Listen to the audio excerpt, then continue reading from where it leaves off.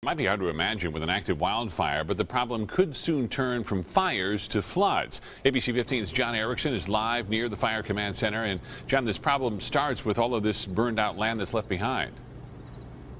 Steve, we're standing in front of a rock as a stand-in for the burned out land because just like that burned out land, a rock won't absorb water. Compare that to regular soil. Watch how this would absorb the water we're pouring on it here. Takes it in pretty good here. Compare that to what the burned out land would do. Pouring it on top, it just falls right down the rock here. And this is the concern once monsoon season starts. Once the rain starts falling, it'll fall downhill into nearby homes.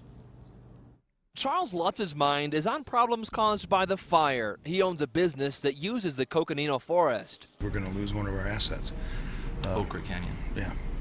You know, it's just like if you didn't have the Grand Canyon, you wouldn't draw as many people out here. But his long-term concern is actually fire's antidote: water.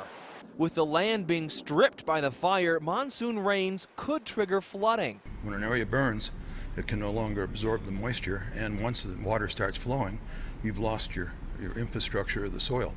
So then you get landslides. It can be a real mess. Flagstaff watched it happen in 2010. After the Schultz fire scorched the land, monsoon rains easily flowed downhill. There was nothing to stop it.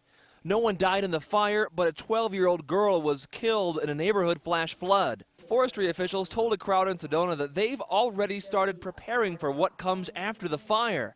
And part of that means trying to prevent a flood.